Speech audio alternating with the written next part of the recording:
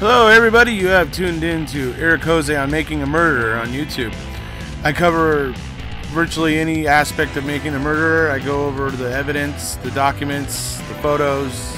So if you like, stay tuned, and in the future I'll have many more videos besides the one you're about to see. Hello everybody, how you doing? We're here today to talk a little bit more about Ken Kratz. Now, trust me, I know there's some of you out there that are really excited about the phone records, and I assure you, I'm getting to that. I will get to that, but not in this video. Let's call this video the tip of the iceberg, let's say. Okay? All right. So, I had this problem when Ken Kratz was on Dr. Oz. I had a huge problem with this, and it is the voice message that Teresa Halbach left on Barb Yonda's answering machine the day of the basically like in around noon or so on the 31st. Okay, so this voice message, okay, he played it at Dr. Oz, and now he recently played it at CrimeCon this past weekend, and he played it to a room of people that basically turned. They basically allowed him playing that message to turn them from innocent to guilty. That one thing, okay? That voice message. Now, why is that? Well, because the voice message makes it seem like Teresa doesn't know where she's going. Okay? It makes it seem like she doesn't know that that Yonda is the Avery's, salvage yard, essentially. That Barb lives, Barb Yonda lives at the Avery salvage yard at that time. And so what he's trying to do is get people thinking that Teresa had no idea that she was going to Avery salvage, because if she had known that it was Avery salvage, she wouldn't have wanted to go, because she was completely creeped out by this guy, Stephen Avery. He answered the door in a towel once. That's it. A bunch of people at CrimeCon allowed themselves to be swayed by that. All right. So now we're going to move on to, I'm going to go ahead and play this message for you so that you can hear it for yourself, and then I'm going to tell you why it's bunk. Okay. Or I'm going to show you why it's bunk. But anyways, here we go into the message. Hello, this is Teresa with Auto Trader Magazine. I'm a photographer, and I'm just giving a call to let you know that I could come out there today in the afternoon. It would probably be around 2 o'clock or even a little later. If you could please give me a call back and let me know if that'll work for you, because I don't have your address or anything, so I can't stop by without getting a call back from you. And my cell phone is, thank you. Monday, 12:25 a.m. Okay, so there you saw it. There you heard it. You heard the voice message. Okay, Teresa clearly doesn't know where she's going yet. Granted, no qualms there. She, at that point in time, does not know where she's going. Not debating that. Okay. Where we get into a bit of a rough patch with this is the fact that,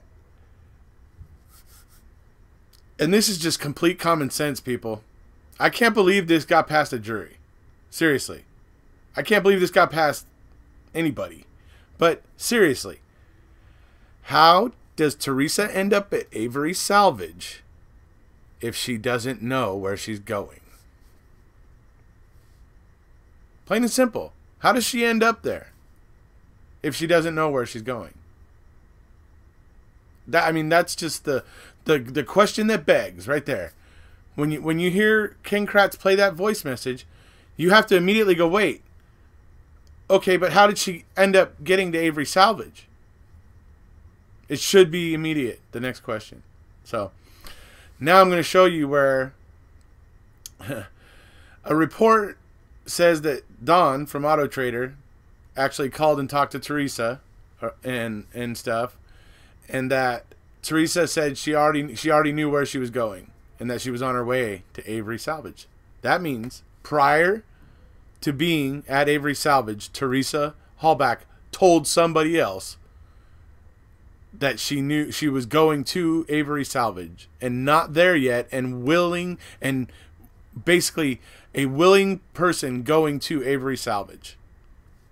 Okay, that's what the evidence, that's what the reports show us, is that Dawn says this. Dawn attempted to call Halbach and left her a message. Halbach called back to the office when Dawn was out for lunch.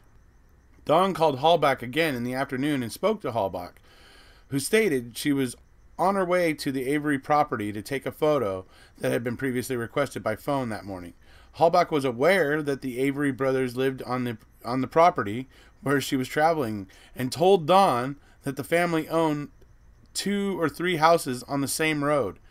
Halbach and Dawn had joked about the past when blah blah blah, the towel. They were joking about the towel. Anyways, so the thing here is that in Kratz's own investigation reports, using that voice message is refuted. It's Jerry and Dean would have easily brought this up and said, "Oh, really? She didn't know where she was going?" Okay, now let's get to the other point. This is now being called into question because in the new phone records, the records that Zellner subpoenaed, the 1227 call doesn't exist. So now the question is when could this exchange between Dawn and Halbach, when could that have happened realistically? Because it certainly couldn't have been at 227, because the only reason Dawn says 227 is because an investigator from Calumet named Mark told her that the call log showed 227. So that's, you know, very odd, and like I said, I'll get to the next video. Okay, so there you see it. You know why you didn't hear about this at trial? You know why this didn't make it into the trial? Because it would have been all too easy for Dean and Jerry to go into the investigation reports and refute it and make Kratz look like an idiot. Which, you know, anyways. So that's why this didn't get used. So people that are getting swayed by this maybe being a touch gullible, okay? Because seriously, when you first heard it, the first question that should have came to your head is, wait a second, how did she ever end up at the Avery salvage yard in the first place? I mean, if she didn't know, if she's calling for the address there and doesn't know, how does she get the address? And upon getting the address and realizing it's Avery Salvage because she's been there multiple times, she could have chosen not to go. Right? So, yeah. I mean, this is just plain and simple obvious, you know, even if we discount what Don from Auto Trader says, you know, which looks like that may be happening, or we need to figure out when she actually talked to Teresa, because it sure as heck didn't happen at 227. So this is all highly interesting stuff, and I will be getting to these phone records in the next video, in another video, you know, a follow-up to this video. So I will, but I am looking into that now. Trust me, I'm looking into it. I'm checking it over. I'm looking into some things about that. Looking into some of the trial transcripts and finding testimony from Joel and Zipperer, and doing some things and putting some things together, because there's some really interesting things going on with these phone records that Kathleen Zellner found. It's quite fascinating. So anyways, that's it, folks. Ken Kratz is full of crap. Don't forget it. Don't forget it. Don't let him sway you. Okay? He's full of it. Just saying. I've proven it once again. He is full of it. Okay? The man lies like breathing. Okay? So I hope everybody's starting to understand that, because I knew about when he played this same call on Dr. Oz, and I said the same thing then. Okay? Immediate question. How does she get to the Avery salvage yard? Seriously, people. Common sense. I mean, the prosecution had none. So we'll see you guys later. If you haven't already, please hit subscribe.